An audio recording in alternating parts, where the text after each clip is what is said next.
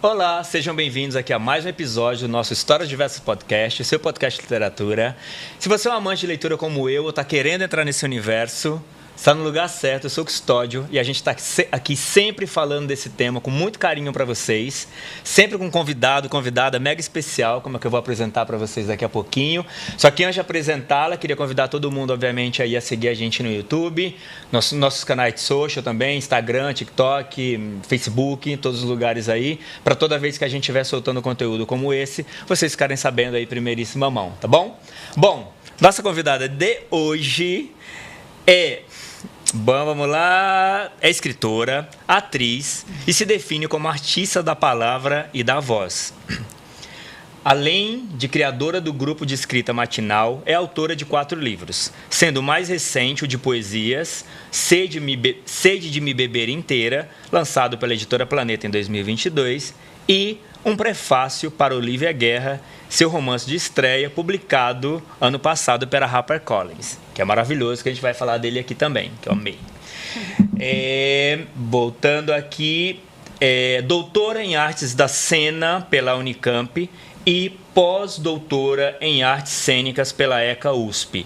Professora do mestrado profissional de Artes da Cena da Escola Superior de Artes Célia Helena.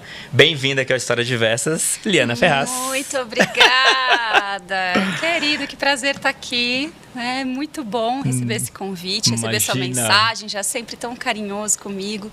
E agora estar aqui é muito bom. Falar, né, sobre o que a gente faz e gosta de fazer. Exato. A gente faz isso, né, de uma forma gratuita. Não é? Não, isso a gente se encontra aqui um pouco antes de começar a gravar, e assim, é muito comum que a gente fique tipo 40, 50 minutos antes de entrar na gravação falando de literatura, porque é uma coisa que a gente ama, né? Tem assunto, né? Tem assunto. E haja assunto e haja tempo pra gente falar disso que a gente ama e que é tão gostoso. E por falar em coisas gostosas e literatura, como é que começou sua história com a literatura? Desde sempre? Mais tarde? Desde sempre. Fui uma criança muito leitora, aquelas crianças muito bonitinhas, sabe? Que fica lendo, assim, um monte. Não. Eu tenho uma história bem bonita com isso, assim. O meu lugar preferido, desde que eu tenho, sei lá, uns 9 anos, na minha cidade, foi por um tempo. Depois a gente vira adolescente, as coisas mudam, né? As prioridades mudam, de repente, a gente quer outras coisas. Mas eu fui uma criancinha muito leitora. Eu descobri a biblioteca pública da minha cidade, de onde eu cresci, que é Bragança Paulista. E eu ia toda semana, virou uma rotina passar na biblioteca depois da escola para devolver os 2 livros da semana e pegar outros 2. Então, isso fazia parte da minha rotina mesmo. Eu comecei lendo livros infantos juvenis, a famosa série Vagalume, que acho que fez parte da vida de muita gente, senhora, né? E até hoje é uma coisa assim que eu vejo as capas e de repente parece que eu tô de novo num lugar muito impactante. Impressionante, assim, todo mundo que senta em geral cita isso, é impressionante a influência, né? E não é legal a gente pensar nisso, porque também a gente lembrar, né, o que a gente começou lendo. Sim. Que eu sinto que às vezes, já viajando aqui, né, já indo para outros lugares, mas eu sinto que às vezes a gente quer também que os primeiros leitores, assim, que os leitores frescos, digamos, né, já comecem com uma literatura muito rebuscada, muito erudita. Exato. Gente, tem tanta coisa que é porta de entrada para a literatura, que é literatura de primeira, tá? Porque eu acho realmente aqueles livros literatura de primeira, mas que já conversam diretamente com aquele público, né? Então eu fui muito instigada. Para mim era um lugar de fuga, não no sentido de que, eu precisava fugir, não, mas no sentido de poder habitar outros lugares, poder ser outras pessoas, conversar com outros mundos também. Então eu comecei a ser uma leitora muito voraz, porque também a biblioteca me dava um prazo. E eu gosto de prazo, porque senão eu me perco. Eu tinha que devolver aquele livro em uma semana, então eu tinha que ler em uma semana. E comecei a ficar nessa leitura rápida, né? Fiquei com muito apetite para a literatura. Perfeito. Então essa relação começou aí, com esses livros da série Vagalume. Digo assim, livro que a gente lê com mais... com essa narrativa mais linear, começo, meio e fim, né? Sim. Começou por aí, depois eu fui avançando nas prateleiras. Acabou a série Vagalume, já li 3 vezes Um Cadáver Ouve Rádio. Já li 3 vezes O Mistério dos 5 Estrelas. Então, o que tem na prateleira do lado? E aí comecei a encontrar... Olha só, vou confessar aqui uma coisa para você que eu amo o gênero de policial. Policial, interessante. Adoro. Então, fui para Agatha Christie. Nossa, foi Rainha do suspense. Óbvio, estava em ótimas mãos. Em ótimas mãos. Então, era aquela criança que carregava o livrinho embaixo do braço, ia para a praia com o livrinho... Ia para o hotel com o livrinho, ia na viagem, me sentia segura quando eu levava 3, 4 livros para a viagem de 3 horas até a praia. Não, claro que eu não vou ler tudo isso, mas assim, se precisar, né, tá aqui comigo. Então... E a Agatha Christie foi uma autora que publicou tanto, que é quase que você não acaba, né? O tanto de coisas, tanto livro que ela tem escrito, né? Então, você gostando, eu digo assim, tem um caminho ali que você fala, cara, vai devagar, porque tem muita coisa aqui para você consumir. Muita. E eu tenho uma coisa assim, que quando o personagem se repete, né? E o personagem que eu mais gosto dela é o Poirot, eu e todo mundo, né? Provavelmente. Poirot virou parte da minha vida. Então, de repente, o Poirot podia estar no Natal na minha família, praticamente, porque eu conhecia o Poirot. É personagem, sabe? Que se repete em outras histórias também. E outras edições. Eu gosto também, viu? Eu não tenho feito muito essa leitura depois que eu fiquei adulta. Eu não sou uma leitora, por exemplo, de fantasia, onde isso acontece mais, Sim. né? Mas eu gosto também, eu gosto de criar essa intimidade com a personagem. E é como... acho que pra gente, leitor, é como se a gente não matasse o personagem junto com a obra quando a gente termina de ler, vamos dizer assim, no bom sentido. Sim. Porque ele continua, ele se mantém vivo literalmente. Sim. Ele vai se mantendo vivo através de outras histórias, né? É verdade. Então, acho que tem essa coisa de alimentar o personagem vivo ali, sabe? Você não deixa ele morrer nunca. Ele pode surgir em qualquer outra história daquele lugar pra frente, sabe? E cada história revela uma faceta daquela personagem. Então você fica com uma construção mais complexa e, portanto, mais real, né? Sim. A personagem começa a ter forma, textura. Porque, de repente, num livro, ela não falou nada do Poirot em relação a como é que ele é, o que ele come. De repente, no outro, parece que ele estava lá comendo não sei o quê. Sim. Aí você vai deixando isso mais refinado na imaginação. Sim. Eu gosto também. Mas muito bom isso. E aí, beleza, sai dessa fase, Liana... Que bom que você me traz de volta. Porque se deixar, eu vou. Você sai da Liana leitora. Não sai da Liana leitora, não, porque a gente nunca deixa de ser leitor. Mas da fase, eu tô falando de leitura para uma fase que você decide escrever, que é quando você escreve. Eu imagino que você escreveu outras coisas antes, mas de verdade, é um livro publicado, mais conhecido, bem conhecido, by the way. Que é o Sede de Me Beber Inteira. Como é que foi esse caminho? Quando você decidiu que você escreveu o Sede? E o que você imprimiu ali na hora que você falou, cara, eu vou escrever um livro, eu vou sair dessa prateleirinha de leitora para prateleirinha de escritora? Tem várias curvas aí no caminho, né? A primeira grande curva... Bom, eu sou nutricionista de formação também, além de atriz. Fazemos de tudo um pouco. Não né? Mas não faço. Eu não sei nada de nutrição, gente. Nem me perguntem, não adianta perguntar, não sei. Mas a gente, com 17 anos, tem que escolher uma profissão, não é? Dizem por aí. Exato. E qual a chance da gente escolher a profissão certa, gente? Ou qual a chance de você já saber que você quer ser escritora, ou seus pais permitirem que você seja escritora? Eu nem sabia que escritora era profissão. Exato. Eu achava que era uma coisa que as pessoas faziam, sei lá, porque sim, plano B, e aparecia hobby. Lá na biblioteca. Eu nem sabia que era uma profissão. Aliás, depois eu falo disso, mas eu demorei muito tempo para achar que era uma profissão possível para mim. Eu imagino. E muito, assim, eu tenho data e depois eu conto disso. Tá bom. Mas assim, eu fui fazer 17 anos que eu quero fazer nutrição. Eu gosto de nutrição. Aquelas eu gosto de comer, mentira, né? gosto de comer, eu quero comer melhor. Quero comer. Nada melhor do que me informar sobre as comidas. Não, eu gosto do Os valores nutricionais. Eu gosto do assunto. E eu gosto mesmo do assunto. É o assunto que me interessa. Mas a gente escolher o que a gente vai fazer o resto da vida porque a gente gosta do assunto é um erro. Mas um erro. Porque uma coisa é você gostar do assunto. Total. Outra coisa é você gostar de ser aquela profissional que vai trabalhar com aquilo, que vai acordar e fazer daquilo o seu dia a dia.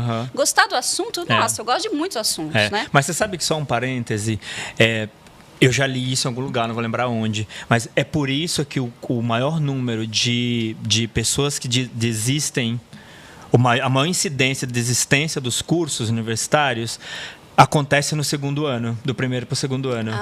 Porque deve ter a ver com isso. Você escolhe aquilo por ser uma coisa que você gosta, como pessoa e não como profissional. Você tenta ali o primeiro ano para insistir naquilo que você acha que ainda é. E aí chega no final do primeiro ano, você fala, querido, não, isso eu gosto, mas eu prefiro ir na nutricionista. Exatamente. Do que ser a nutricionista. Prefiro ler os artigos, Exato. prefiro, né, acompanhar. E fora que o primeiro ano de várias faculdades não tem nada do assunto ainda. E é por isso que talvez as pessoas não desistam antes. Química, biologia, você vai fazendo outras matérias, né? Perfeito, desculpa, te cortei aí. Imagina, foi ótimo. E aí eu cheguei lá como, né, uma artista enrustida na faculdade de nutrição, completamente inadequada e assim, desencaixadíssima. Comecei a achar tudo esquisito, mas, como eu te falei antes, aqui eu sou muito CDF, né? Então, assim, estou aqui, vamos estudar. Já a gente percebeu aqui pela sua bio. Você é estudiosa. Eu sou estudiosa. Mas, não sei. Eu não sei se eu sou exatamente estudiosa, mas eu sou muito pragmática, muito decidida. Eu decido fazer uma coisa, eu vou até o final. Tanto que eu me formei em nutrição. Eu me formei. Mas no segundo ano da nutrição, eu comecei a me achar um pouco, a falar, ei, tem um negócio aqui que não está certo. E comecei a lembrar de antes dessa adolescência, que a gente fica bitolada com um vestibular, com faculdade, com o que vai ser do nosso futuro. E comecei a resgatar mais essa criança. A criança leitora, a criança que fantasiava com a novela, a criança que dançava na frente da TV, a criança que tinha... Quando eu era criança, daí menor ainda, primeira infância, eu lembro de eu falar que... Eu não sei nem se eu falava, mas eu pensava que eu queria ser professora de coisas bonitas. Que lindo. Não era uma matéria específica, mas eu queria falar, olha, vem aqui, olha que bonito isso.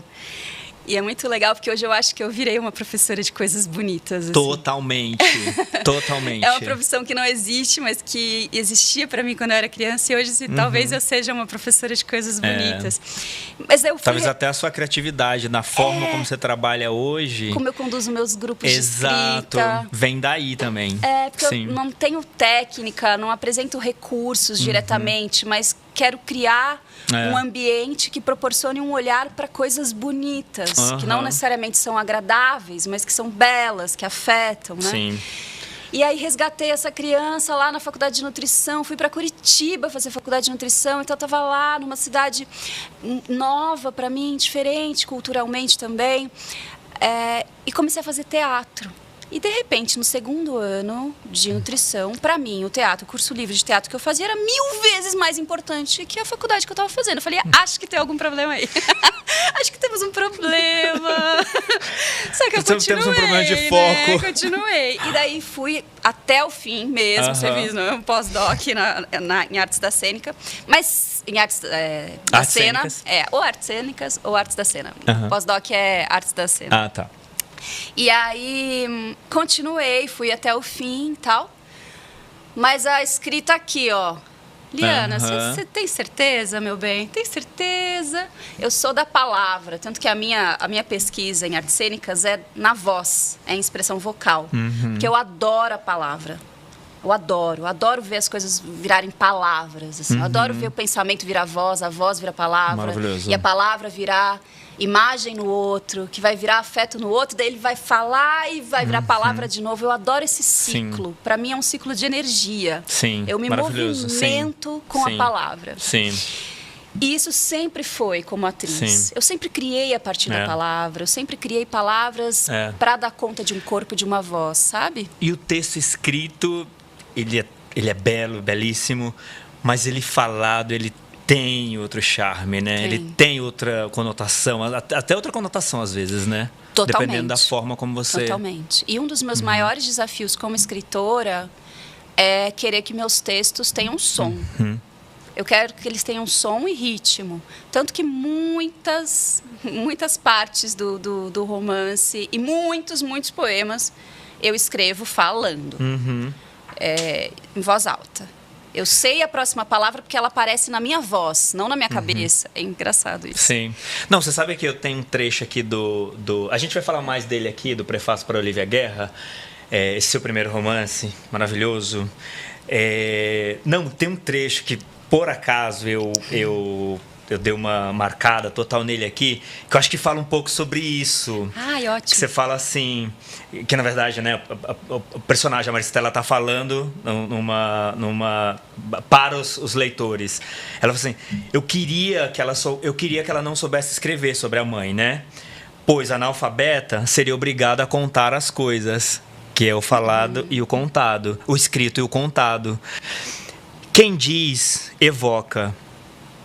Quem diz, movimenta dentro. Fora, vibra. Dizer é acontecer. Escrever é registrar. Dizer é presente. Escrever é passado. Os vivos falam. Os mortos escrevem. Nossa, então, quem escreveu isso? Quem escreveu essa coisa maravilhosa?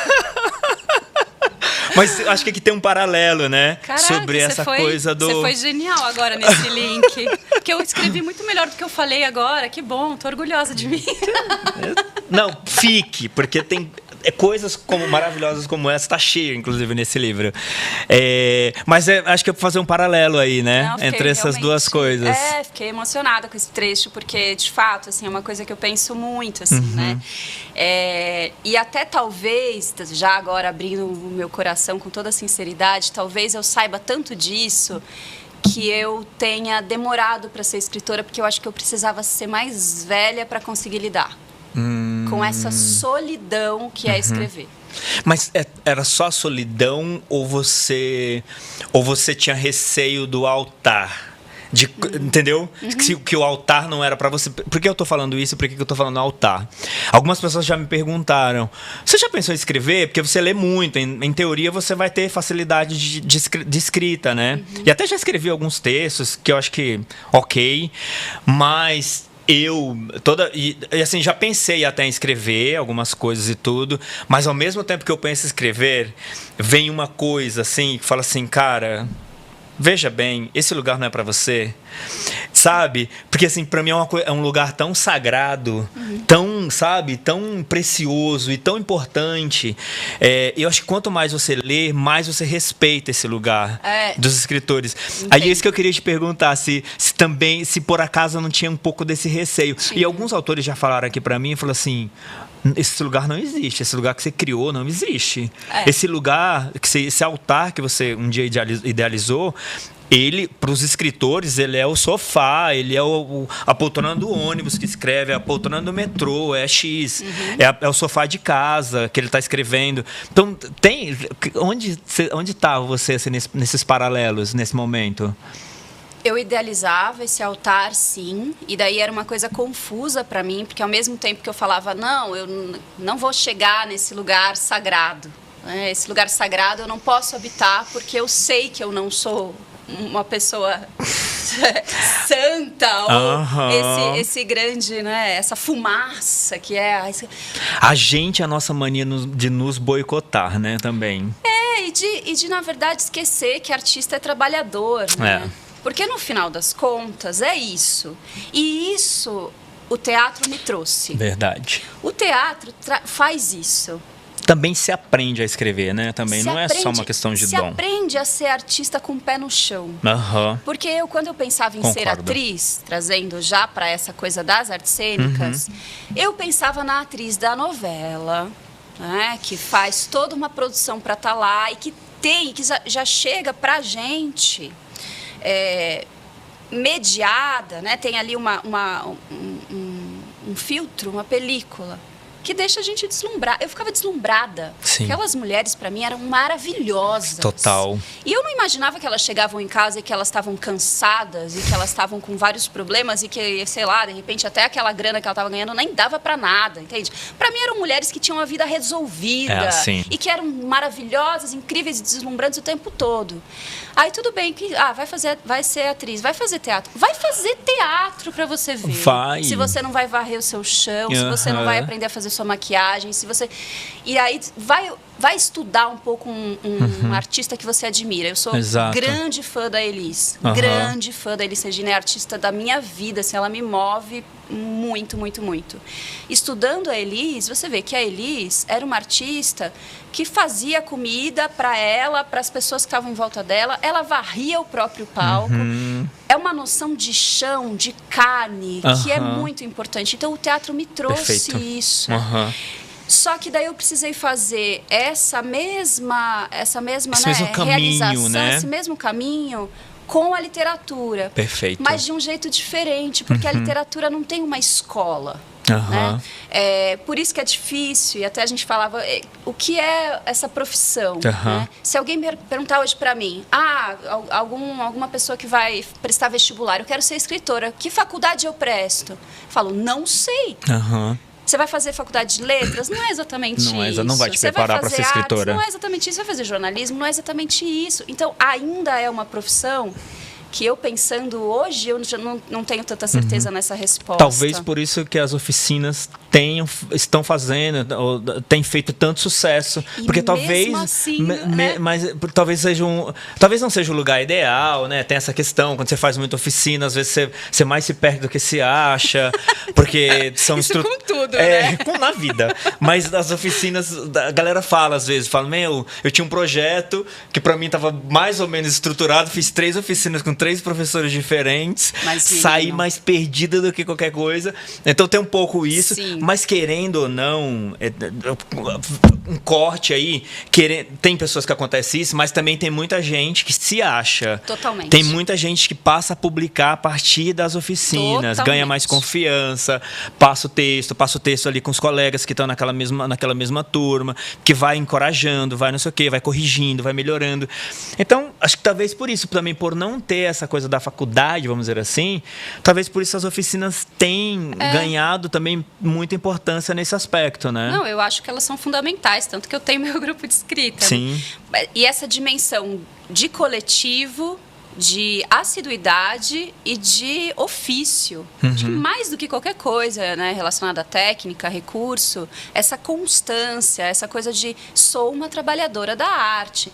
Então, quando eu resolvi virar escritora, que foi uma decisão que eu tomei em janeiro de 2018, e eu tenho essa data muito forte em mim. Gente, já tem isso aqui de 2018 pra cá? Nossa, veja menino, veja bem. Em 2018 eu falei, eu vou ser escritora porque não tem mais como não ser. Foi isso, não tem mais como não ser. Você se cobrando, assim, tipo... E, na verdade, talvez mais do que você, né? O seu íntimo te cobrando, né? Eu olhando seu inconsciente quase, comecei a ler mais, porque eu parei um tempo de ler, porque eu tenho isso. Não é nem nada saudável, não recomendo. Mas quando eu tenho muita vontade de fazer uma coisa... Eu não consigo nem frequentar muito esses lugares que outras pessoas estão fazendo essa coisa, porque eu fico muito triste. Você fica ansiosa? Ansiosa porque eu não estou fazendo, porque não sou eu ali, por que os meus textos não estão sendo publicados. Tanto que a primeira vez que eu fui para Flip foi esse ano. Eu falei, eu só vou para Flip como escritora. Teimosa. Eu não vou antes, eu vou só como escritora, porque senão eu vou ficar chorando no quarto, porque eu sei que eu tenho uma coisa para dizer. Não, maravilhoso. Então foi isso, assim, eu olhava... daí eu voltei a ler, porque eu falei, vou ser escritora. E eu olhava os livros e eu falava, eu consigo escrever, eu sei escrever, por que eu estou fazendo isso? E aí eu fiz esse caminho. Ou por que eu não estou fazendo isso? Melhor. Por que eu não estou fazendo isso? Né? Por que eu estou fazendo isso comigo? De falar, não vou fazer. E aí fiz um caminho interno muito... honesto, de falar, já aprendi tanta coisa com o teatro, já aprendi a não ser deslumbrada, já aprendi que é importante a gente andar em grupo, já aprendi que pé no chão, trabalho duro, varrer o palco, fazer a própria maquiagem. Então agora eu sei que eu não vou ser descoberta como escritora porque eu escrevi um texto e alguém achou o papel na rua e falou: uau, Liana, quem é? Que a gente tem, né? Acho que a gente viu muito filme americano. Sim. A pessoa é descoberta e de repente ela acha um grande amor. É descoberta e faz um filme de sucesso. É descoberta e é um best-seller, né? Gente, ninguém vai ser descoberto. Descubra-se. Se mostre. Perfeito. Se mostra. Perfeito. Então eu falei, então tá bom, já sei que eu vou me mostrar. Então, em janeiro de 2018 eu comecei. E comecei pelo Instagram. Eu não sou dessa leva de escritores que eu sei que tem muita... Que depois da pandemia ou durante a pandemia, agora eu vou ter que fazer live. Agora eu vou ter que fazer post. Porque pegou todo mundo, os artistas, né? Total. Eu vi meus colegas atores que são assim do palco... Gente, tendo que mexer com uma tecnologia, não é? Então, tava não, zero antes disso, intimidade, zero intimidade tava. ali. Eu fiz o caminho contrário, porque eu falei, eu sei que eu preciso me mostrar e eu tenho aqui um celular, uma internet, eu vou fazer o que der. Né? Perfeito. Maravilhoso esse ponto, porque eu queria justamente te perguntar isso. Você decide virar essa chavinha de escritora e tudo ali em 2018 e você escolhe o caminho primeiramente, obviamente, ali como o primeiro livro publicado, mais conhecido e tudo, o caminho da poesia, que é um caminho que é o da poesia, mas também é uma poesia que flerta muito ali com o social, com o Instagram. Sim. E tudo. Como é que foi isso, assim? Como você chegou... Né? O Instagram chegou primeiro que o livro. Chegou. O livro ajudou o Instagram a crescer. Que formato que você usou para trazer gente, para conseguir segurar gente no seu Instagram com poesia, quando a gente sabe que poesia não é o gênero mais lido e mais comprado no Brasil hoje? Como é que foi isso? É uma longa história, né? Mas se eu puder resumir... Eu vou resumir. Eu falo pra caramba, se deixar a gente fica 3 horas. Eu acho que é uma estratégia que eu chamaria de intuitiva e obsessiva. Intuitiva porque eu fui entendendo que eu tinha que postar e eu comecei a postar e fui fazendo. E obsessiva porque eu fazia isso muitas vezes por dia. Qualquer texto que eu tinha ideia, eu colocava no Instagram. E daí tinha lá 2 curtidas. O dia que eu consegui 100 curtidas, falei, nossa, arrasei muito. Esse é o caminho. Agora eu tô no caminho certo. Mas é assim que a gente começa. E eu estava tão decidida a fazer que não tinha volta. E aí comecei a postar e comecei a entender o que a rede queria. Né? E eu sempre falo isso assim, eu sou... Como atriz, eu sei se eu estou num palco e estou me apresentando para 3.000 pessoas ou se eu estou num palco de um teatro que cabem 15 pessoas. Eu sei qual é o meu espaço. E eu sei que a rede social é um palco imenso em que as pessoas, muita gente passa, mas é quase como artista de rua, né? Que está lá tocando a música e você tem que capturar aquela pessoa em 5 segundos. Total. Até porque é um hábito que é surf total. As pessoas ficam assim. Cara, se você não faz alguma coisa muito interessante ali em 3 segundos, você passou, você foi pro próximo. Então eu entendo que é também função do artista que quer ocupar o espaço, né? Entender qual é o espaço e qual é o público. Sim. Então eu não podia apresentar lá uma peça de 3 horas nesse espaço no Instagram. Eu tinha que ser ligeira. E eu fui aprendendo isso aos poucos. Legal. E com isso eu aprendi que poemas curtos e frases fortes, contundentes, traziam pessoas para a página. Então, comecei a entender isso. E comecei a entender que a poesia visual trazia mais ainda gente para a página. E não é que eu comecei a gostar, porque eu comecei a entender também isso que eu falei da voz virar palavra e a palavra virar imagem em alguém. Tem muita palavra que precisa da imagem para o que você quer dizer poeticamente, e vice-versa.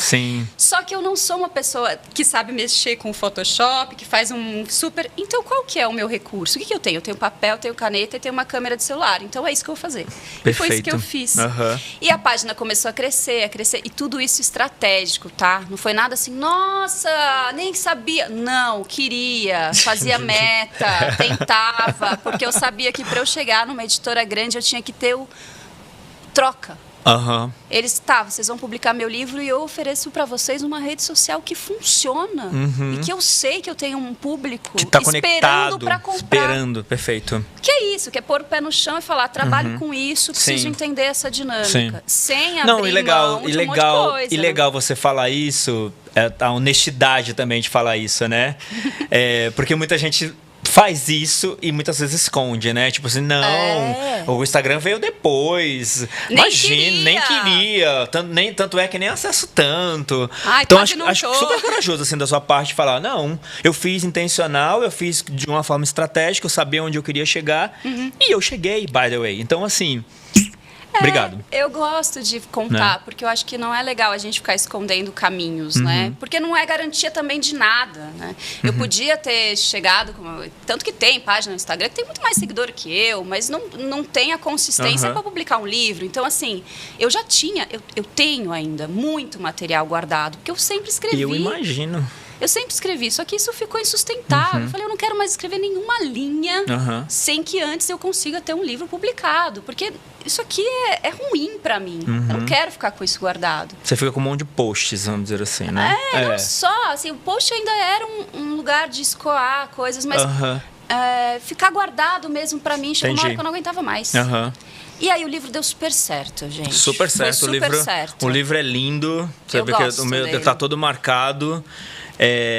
Tem textos maravilhosos e você traz essa linguagem que você usa também no Instagram, você traz também, né, que essa linguagem aqui de ter né, o desenho. Pode chamar de rabisco. É rabisco. Aí escreve a palavra, risca, escreve uma palavra, corta ela no meio para virar duas coisas.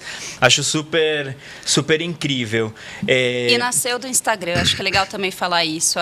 A gente aprende também quando a gente está num veículo novo. Sim. Porque, né, ninguém está pronto para nada e eu acho que a gente tem que se comunicar com as pessoas e, enfim, eu quis aprender a falar com as pessoas que estão no Instagram e descobri um jeito de fazer poesia que eu particularmente hoje gosto, quero manter. Não, perfeito. E eu acho que você... Eu adoro a sua poesia de novo, assim, eu tô puxando bastante aqui porque realmente gosto. Porque eu acho que você traz temas atuais, você inova na forma, você convida a pensar a partir de uma palavra riscada. Eu gosto muito. Com todo respeito à poesia que foi construída até aqui, com todo respeito mesmo, mas a gente sabe o quanto essa poesia é uma poesia mais difícil de ler, de entender. Hermética, né? Exato. Que tem seu valor, tem seu respeito, tem que ser muito respeitada. E certamente o que você está fazendo aqui hoje vem disso também. Com você certeza. Traz muita coisa daí. Mas eu acho que você está trazendo aqui uma inovação, você está trazendo outras formas. Eu não leio tanta coisa aqui, tá? Mas hoje eu vou ler um pouquinho mais com você, tá? Porque eu não estou conseguindo segurar.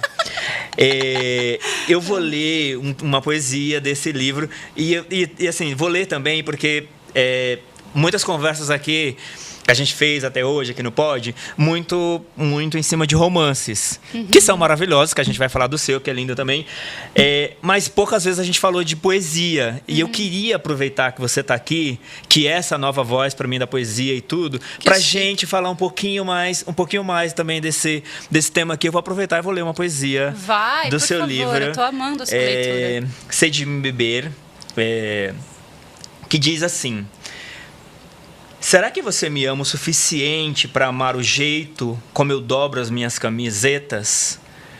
Será que sente ternura ao olhar o restinho de café na xícara de manhã? Será que sorri quando encontra pela casa um pedacinho de papel com a minha letra? Será que você me ama o suficiente para amar o que eu deixo de rastro? Não meu cheiro, ou meu corpo, ou meu sorriso, ou meus cabelos. Falo de amar mesmo na ausência, de amar no que vai ficando por aí de mim. Me amar na fotografia, bem demorado, bebendo cada pedaço daquela pessoa que eu era e que fomos um dia. Bebendo para aumentar a sede de mim, aumentar a sede para quando eu entrar pela porta. Ou será que agora você vai olhar o jeito como eu dobro a camiseta e achar que eu faço isso errado? Ou que eu deveria ter recolhido a xícara de café? Ou que sempre esqueço a lista do supermercado e deixo de comprar o que precisamos? Ou que na fotografia eu finjo ser o que não sou? E aí você vai encher o copo derramado. Enchendo para quando eu entrar pela porta ser a gota d'água. Responda, meu amor. O amor que você sente por mim ama ou odeia os meus rastros? Maravilhoso demais. E aí, é super contemporâneo, é super fácil, é fácil de entender, é gostoso, tem ritmo. É muito gostoso, de verdade mesmo. Desculpa estar puxando tanto aqui, mas realmente sou muito fã do seu trabalho. Adoro que você fale E eu queria te perguntar, aproveitar isso, que horas que você escreve isso? Você acorda e fala assim, deixa eu escrever ali uma poesia. Aí você vai e faz isso, escreve esse texto. Que horas? Ou você tem uma preparação? Como que você faz? Que pergunta boa, porque eu tô nessa crise nesse momento da minha vida, neste exato momento. Eu sou mãe, né? Então eu escrevo quando dá. Agora minha filha tem 15, vai fazer 16 anos já. Então agora eu já posso, ela já tá em outra. Mas em 2018 ela ainda era uma criança e eu fiz a minha tese de doutorado, eu fiz o meu pós-doc com a minha filha bebê. Então eu sempre escrevi quando dava, sabe? Isso foi uma coisa que eu aprendi também a fazer. O quando dá é assim, se eu for organizar esse livro, eu preciso que seja das 2 às 5, porque é o horário que ela está na escola, e beleza, eu tenho um tempo. Perfeito. Agora o outro quando dá tô no Uber, tive uma ideia e escrevi no bloco de notas. Entendi. É esse quando dá. E depois, claro, refinar. Se bem que eu vou te falar uma coisa, que eu sou uma pessoa que olha pouco depois do texto, depois que eu escrevi. Eu não olho. Tanto que você vai lendo, às vezes tem coisa que eu esqueci que eu escrevi. Porque eu não olho depois. Eu gosto do frescor. Você não fica maturando aquilo. Tipo, sei de cor o que eu escrevi, né? Porque tem gente que relê tanto que sabe. Eu gosto de coisa fresca. Então eu escrevo quando dá.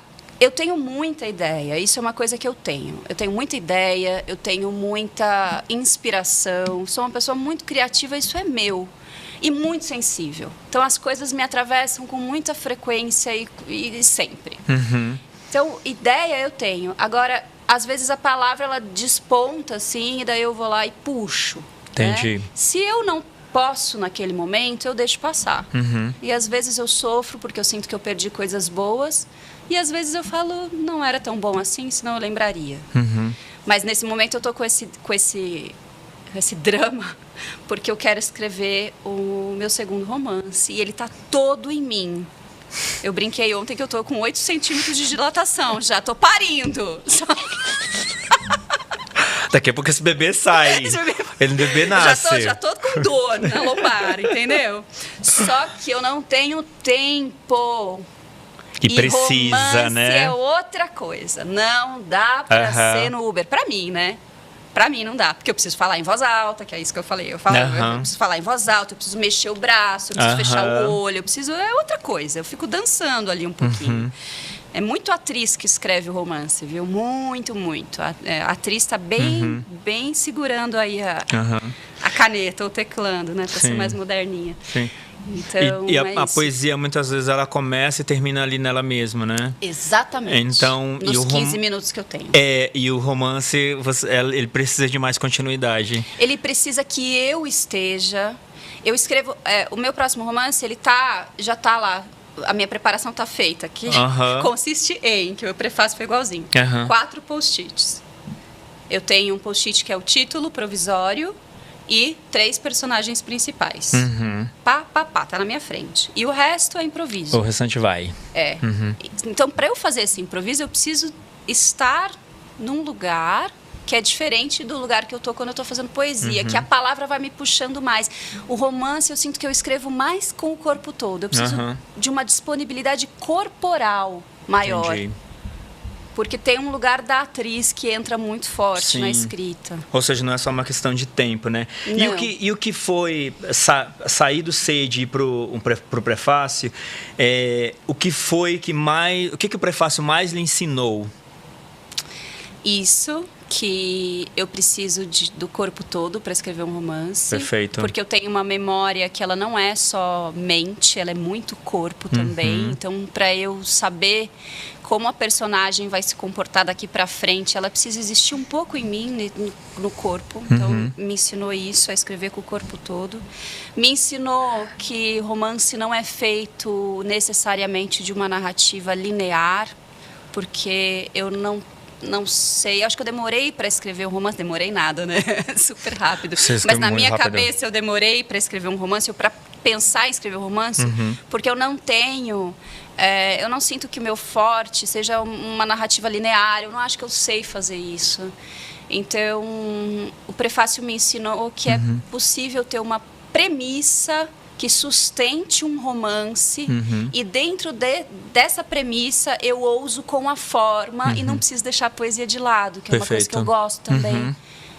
Eu não gosto quando as coisas aparecem e eu falo, não, isso não pode porque não pertence a esse gênero que eu estou escrevendo. Óbvio. Gente, não vai ser assim. Eu não quero isso. E a gente vê que fica tão legal quando eles se misturam, inclusive. Eu adoro, né? Claro que tem fica gente mais dinâmico. Tem gente que não vai gostar, mas até aí também... Até aí também não vamos agradar todos. Né? Nem quando não mistura, também não agrada todo mundo. Exato. Então... Daí vai olhar e falar, nossa, nem misturou nossa, nada. mas é uma poeta. Tem 8 livros de poesia, não tem um trecho de poesia dentro do romance dela. Vai ter. Vai ser a chatona. Sempre.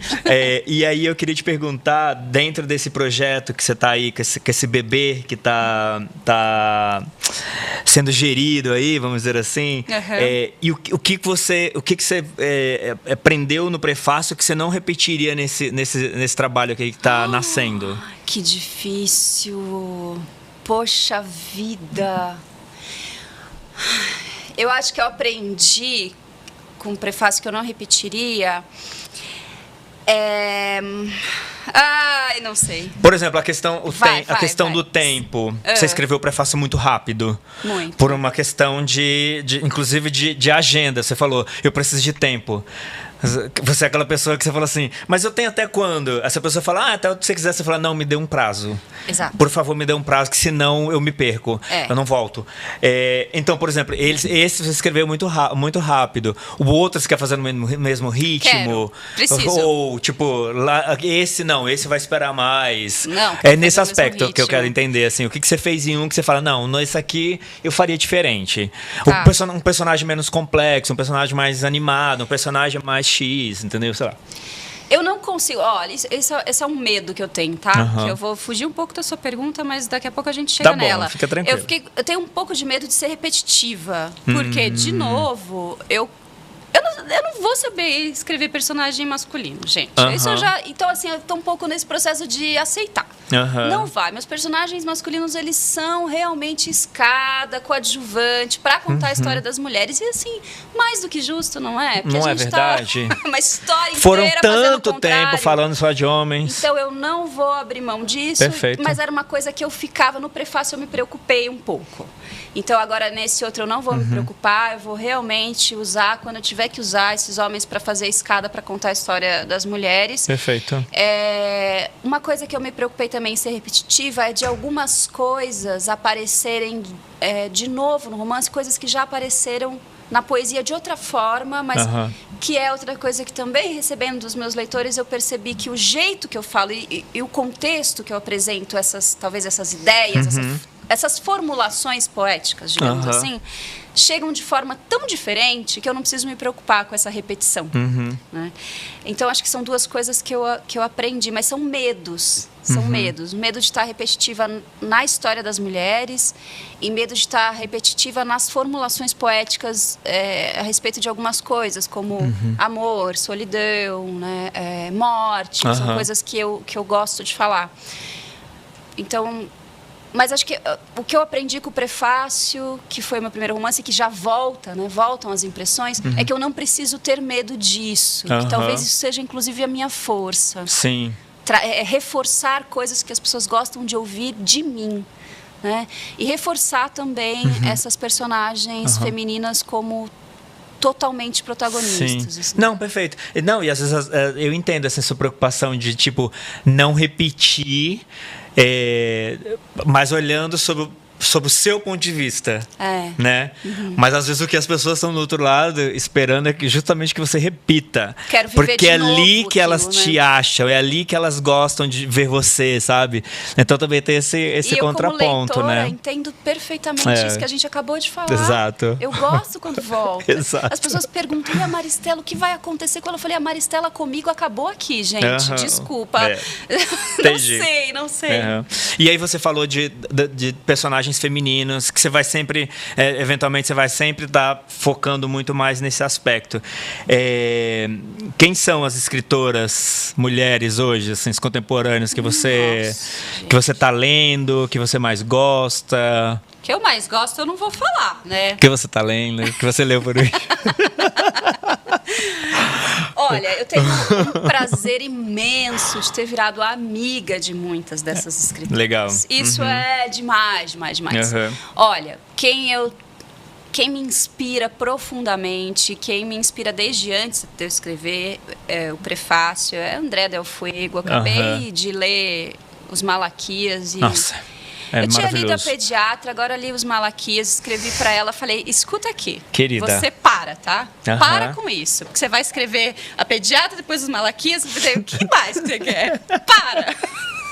Brava, já chega, sabe? Já tá bom, já sabe, tá bom. Brava, assim? Não, Os Malaquias é maravilhoso demais. Maravilhoso, fiquei passada. E é uma leitura recente, a gente tá falando de leituras Legal. recentes, né? Gosto muito da Aline Bey, que também é uma pessoa muito querida, que a gente trocou muito, e ela também é atriz. Eu acho que a gente tem muita coisa em comum. Talentosíssima. Adoro bater papo com ela sobre isso, inclusive.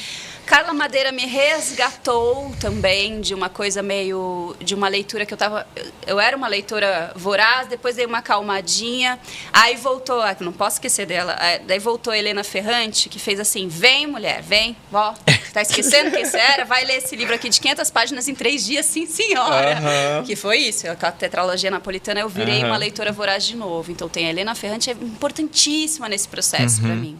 Carla Madeira, das escritoras brasileiras, também faz esse resgate importante. Muito legal. André Del Fuego. Eu não quero esquecer as tá pessoas. Tudo bem. Acho que você trouxe ótimas referências aí. São pessoas queridas, talentosíssimas. Virou minha cabeça esses dias a Nara Vidal. A Nara Vidal é incrível. Não, o Eva é aqueles livros que eu amo, que o adjetivo é perturbador. Eu terminei de ler o Eva, eu falei, eu quero escrever agora. É isso. Não, o Eva é incrível. Maravilhoso, não né? Maravilhoso. Não, maravilhoso. Aliás, a Nara tem um trabalho incrível, né? Ela esteve aqui com a gente também. Beijão pra ela aí. É incrível, o trabalho da Nara é absurdo. Eu li muita coisa dela. Eu já li uns 5, 6. Já li uns 5, 6 livros da Nara. É que eu fui puxando um pouco esse realismo fantástico. Vendo? Daí lembrei da Camila Sousa com o Parque das Irmãs Magníficas. Que é maravilhoso também. Que é maravilhoso também. Que assim, então, assim, eu só escrevo hoje porque tem mulheres escrevendo junto comigo. Assim, isso é fato. Né? Assim, as autoras contemporâneas são muito inspiradoras para mim. Muito. E a gente formar esse coletivo que eu sinto genuinamente, que é um coletivo que se ajuda.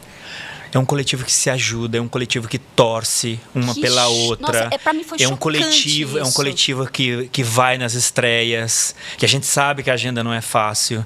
Total. Né? Aqui só um parêntese, né? Eu lembro do eu fui lá na Megafauna no lançamento do livro novo da Socorro Racioli, junto com o Mata Doce da Luciana Aparecida, que elas lançaram juntas no mesmo dia lá na Megafauna. Aí beleza, tava lendo o evento, não sei o quê. Terminou o evento, forma a fila do autógrafo. Eu olho pra trás, na fila tá André Del Fuego, na fila. Pra pegar a filinha ali, tipo, igual com todo mundo, com seu livrinho na mão pra pegar o autógrafo. Cara, isso é tão maravilhoso, porque assim, sabe? Tipo, cara, não tem, tipo, aí eu também, eu sou André Fuego, eu não vou ficar nessa fila que o povo está. Jamais, não é? gente. Então prestigia, se junta com as mesmas pessoas, se junta ali, troca na fila, troca com quem tá escrevendo, troca com quem tá lendo. Eu acho isso maravilhoso. E eu gosto muito dessa, da indústria, assim. Eu sei que deve ter, nem tudo é perfeito. Claro. Deve ter suas fricções ali em um ou outro lugar, óbvio. Deve ter gente que não é tão legal assim, como todo lugar existe. Mas, no geral, eu sinto um respeito muito grande. Nesse mesmo dia, o Marcelino Freire estava lá. Ele tem nenhuma obrigação de ir lá, já sendo quem ele é, a importância que ele tem, o escritor, como mentor, como professor, como tudo. Não tem. Ele foi lá prestigiar, ele pegou a filhinha, ele sentou na cadeirinha, ele, sabe? Isso eu acho muito maravilhoso, sabe? Não, eu fui muito bem recebida. Eu sou essa estreante aí, essa pessoa chegando agora, né? Mas muito, muito bem recebida. Sim. Isso é bem emocionante. Sim. E você falou da Socorro Racioli, por favor, também. Socorro Racioli, outra. E sabe quem eu já tinha lido, né? A Ana Sui, no livro dela de psicanálise. Mas o livro dela, Não Pise no Meu Vazio, é muito bom também. Você não li ainda. Eu li o amarelinho dela. Então. Mas ali no Não Pise no Meu Vazio, ela vai mais pro campo da literatura. Boa. Como escreve também. E a então Ana vou dar uma olhada. Minha amiga, né? Também. Aliás, já fica feito o convite aqui da Ana Sui vir aqui também. Eu vou estar com ela em Curitiba daqui a pouco. Então, falo para ela pessoalmente, mando recado. Por favor, então vamos agitar esse encontro aqui, que eu quero muito que ela venha aqui falar com a gente. E nesse meio termo eu vou ler esse outro livro dela aí, que eu já fiquei super interessado. Quem desses livros ou de qualquer outro que você gostaria de ter escrito? O que eu gostaria de ter escrito? Olha, eu vou falar que eu gostaria de ter escrito, eu acho que a Pediatra. A Andréia sabe, eu sou muito fã desse livro. Porque a Pediatra, gente, é uma história que eu gosto muito de ler. Eu acho muito corajosa a maneira como ela apresenta a Cecília. Sim. A Cecília é muito a louca da Cecília, como ela chama. A louca da Cecília, insuportável, maravilhosa, humana. Tão humana, porque a gente gosta de falar que a gente é ótimo, né? Porque de fato somos incríveis. Mas ninguém é só legal. Então quando a literatura traz a sombra... Eu costumo falar que o nosso lado mais humano é o desumano. Claro.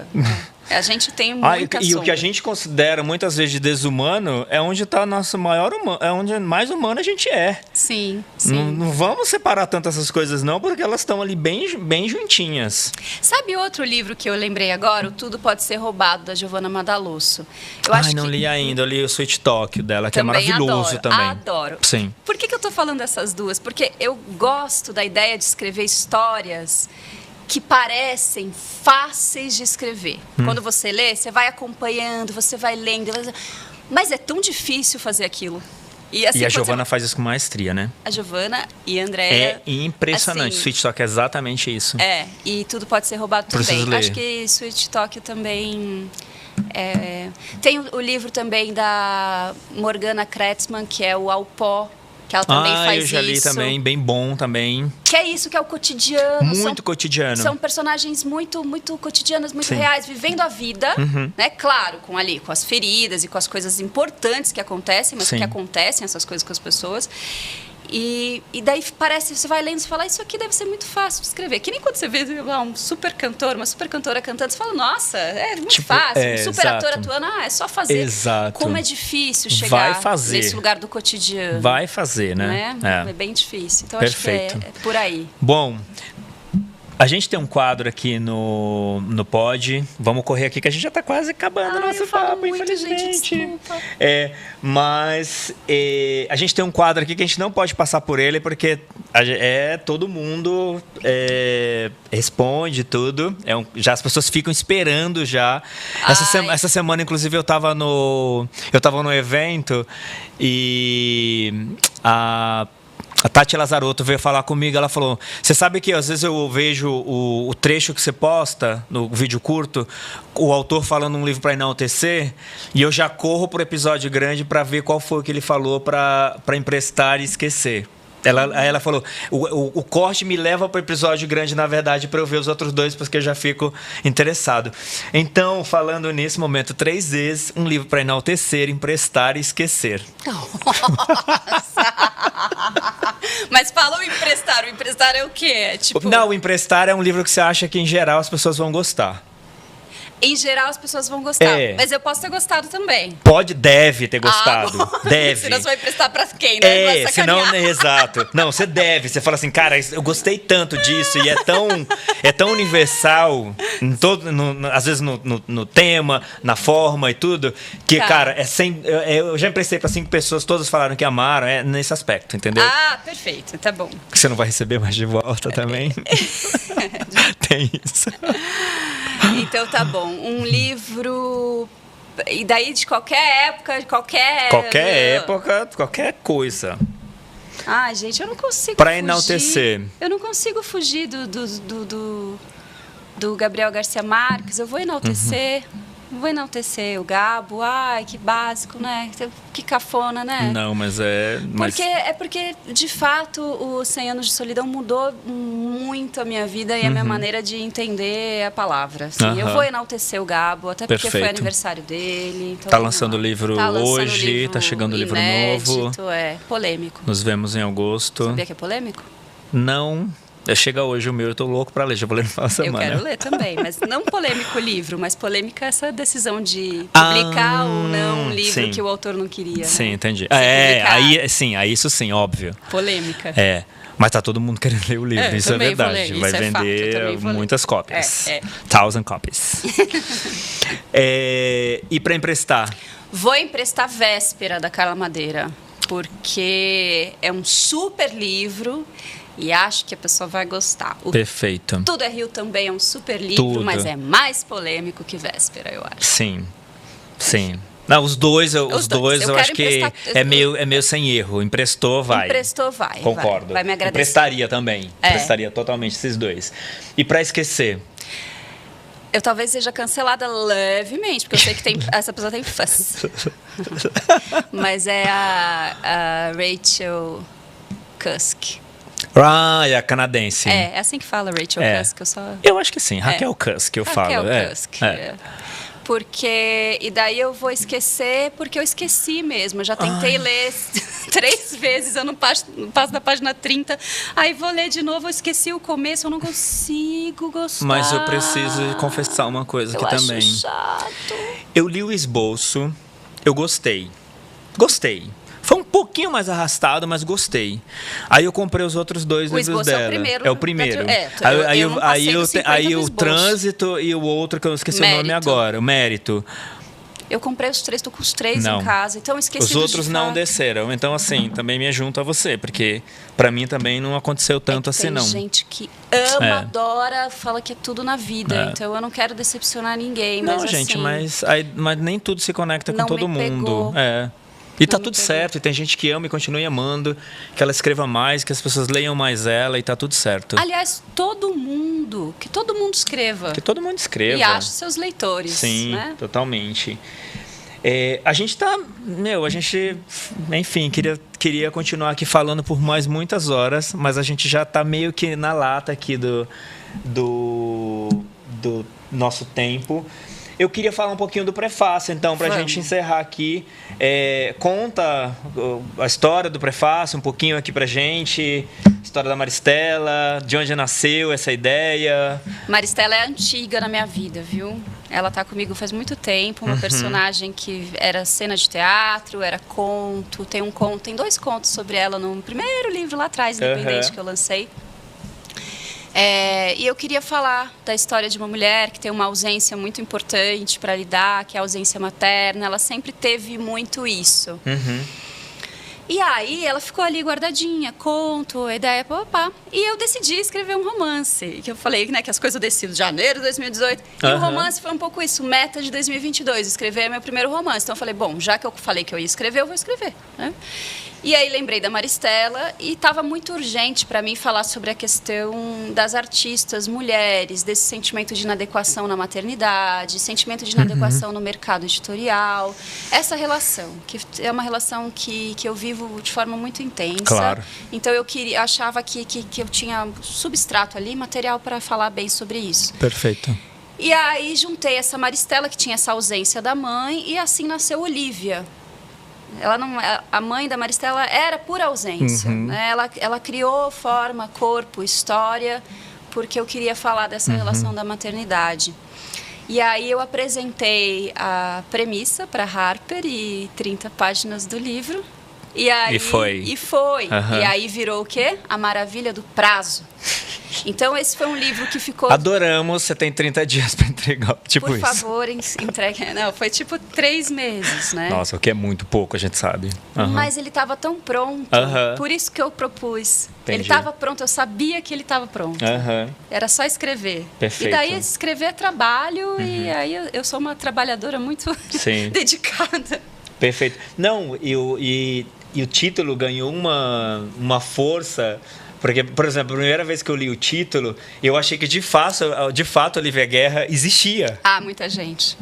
Entendeu? Muita gente acha. Tipo, será que é uma poeta? Será que é uma poeta portuguesa? Será que é uma poeta X? Você sabe que é uma? Você jogou no Google? Não. Mas é que eu vi, alguém falou, não, mas não, em algum trecho, alguma coisa eu vi falando, não, mas a Olivia Guerra é ficcional, ela não existe. Ela é ficcional, mas eu descobri depois com o livro, que ela com 2 existe. Meses, que tem lá em Portugal e tudo mais. Entendi. Mas não vamos falar muito disso, porque eu não quero... Não, nem é a questão, porque vai que junta essas coisas, a poeta fala, eu não tenho nada a ver com isso. Não, ela é antiga, já faleceu tudo faz certo, tempo. É não ficcional, gente. Olivia Guerra é não ficcional. Mas eu faço essa armadilha de propósito. Se você olhar ali, ele é dedicado a Olivia e a Maristela Guerra, o livro. Eu dedico a elas. Ai, que sacanagem. Sacanagem. E é genial ao mesmo tempo. E aí... Eu queria te perguntar, o título sempre foi esse? O título nasceu junto com a ideia ou ele foi em algum momento ou outro? Eu queria que chamasse Prefácio, tanto que eu chamo de Prefácio, que é o apelidinho. É verdade. Mas se chamasse Prefácio, tem um problema muito básico, que é, joga no Google, Prefácio livro. Vai aparecer todos os prefácios de todos os livros da história. Ou seja, você não ia ser relevante nunca. Nunca. Uhum. Então, olha só, aqui, uma ordem muito prática, Muita prática diz que chama algoritmo. Exato. Que é a nossa realidade. A nossa realidade, a gente tem que prestar atenção nisso, né? Só que eu não queria que a premissa não tivesse já muito explícita no título. Então, a gente achou essa solução. Mas, para mim, ele chama Prefácio. Dentro do meu coraçãozinho de mãe... Prefácio. Para mim também é prefácio, porque também como o título é mais longo, a gente acaba resumindo, né? Essa foi a ideia, a minha e da editora. A gente chama o prefácio, né? Uhum. E você traz também aqui uma questão, porque ela é convidada por um editor, né? Para puxar a história da mãe, né? E você traz aqui muitos pontos com relação ao mercado editorial. Eu não, a Maristela. A Maristela. Maristela traz muitos pontos aqui com o mercado editorial. Ai, cara de Mas pau, né? você não vai fugir dessa minha pergunta. Eu queria saber, relacionados ao mercado editorial, se você tivesse que elencar 1 ou 2 pontos que a gente precisaria melhorar como indústria, quais seriam? Parar de cultivar a ideia de que mulheres tristes fazem obras mais relevantes. E ler mulheres enquanto elas estão vivas e homenageá-las e dar nome de prêmio literário com elas vivas, porque é urgente que as mulheres saibam que elas fazem diferença na literatura. Perfeito. Excelente. E aí a gente vai aqui para um ping-pong para encerrar. É o meu maior medo ping-pong, eu tenho muito medo de ping-pong. Mas esse é muito fácil. Tá bom. Esse é muito tranquilo, você vai tirar de letra. Tá, uma cor aquelas, né? É um ping-pong novo que a gente trouxe, acho que faz uns 3, 4 programas que a gente tá com ele, que é muito relacionado ao universo da indústria literária, então acho que vai ser tranquilo para você. Tem certo e errado? Não tem certo e errado. Tá bom. Você vai colocar o que você quiser na frente do verbo. Tá. Escrever é... Solitário. Editar é... Dolorido. Ler é... Descanso. Reescrever é... Chato. Publicar é... Aflitivo. Receber críticas é... Péssimo. Ser premiado é... Nunca fui. Não sei, tô esperando. É o futuro. É o futuro. Que venham, né? Que venham e virão. Publicar o primeiro livro é... Sonho. A opinião do leitor é... Fundamental. Maravilhoso. Pronto, encerramos nem aqui. doeu. Nem doeu, tá vendo? Obrigada. Bom, super gostoso aqui. Obrigada. Então, já que o segundo trabalho que você tá aí nessa gestação, então quando ele sair, também já fica o convite aqui pra você vir falar aqui dele. Mas espera, tem mais 2 filhinhos que já estão pequenininhos na escolinha. Boa. Esse ano, 2024, tem 2 de poesia. Um pra sair agora em maio e um final do ano. Maravilhoso. E o romance vai começar, a gestação vai ser publicada. Já tem 2. Então aqui o negócio a gente pode marcar um papo 2 aqui. Sim. Pra quando sair o romance, a gente fala do romance e fala também dos livros de poesia. Maravilhoso. Que hoje eu vou ter lido maravilhosamente, prazerosamente, porque realmente adoro o seu texto. De verdade que mesmo. Bom, querido, feliz. De verdade mesmo. Então, queria te agradecer. Primeiro, parabenizar pelo seu trabalho, de verdade, assim, eu rasguei bastante cedo aqui durante o episódio, assim, de uma forma muito natural, muito intuitiva, porque de verdade mesmo sou um grande admirador do seu trabalho. Parabéns, continue escrevendo, escreva mais poesia, escreva mais romance, escreva tudo que você quiser. O mundo é seu. Ai, coisa de verdade linda. mesmo. Você me falou isso aquele dia, foi muito importante pra mim. Mas você tem um caminho gigante, assim, você tem estrada, você sabe o que está fazendo. Enfim, eu posso ficar aqui por mais 1 hora falando. Pode ser. Pode mandar um áudio. Mas super obrigado, parabéns pelo trabalho.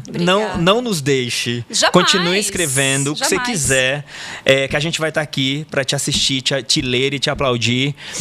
Super obrigado aí mais uma vez, obrigado pela sua agenda. Eu sei o quanto as agendas são corridas. É um prazer imenso então, estar aqui, de foi delícia o papo. Eu juro por Deus, eu queria muito continuar falando com você por mais 1 hora, mas a gente sabe que a gente tem um tempinho aqui para respeitar. As pessoas também não têm tanta paciência de ficar vendo episódio 2, 3 horas. Então, mas a gente encerra por aqui e a gente faz o episódio 2 quando você tiver aí com os próximos livros publicados, tá bom? Super obrigado, super. Obrigada, querido. É isso aí, gente. Então, foi um prazer aqui, uma conversa super gostosa que a gente acabou de fazer. Não deixa de seguir a gente aí nas redes, não deixa de comentar o nosso episódio aqui também. O que vocês acharam aqui das dicas, dos livros e tudo, o que vocês já leram.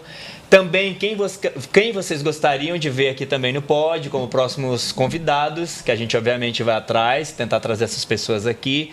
Super obrigado pela audiência, obrigado pelo carinho, obrigado por tudo. Fiquem com Deus e a gente se vê em breve num próximo episódio, tá? Um beijo, até a próxima.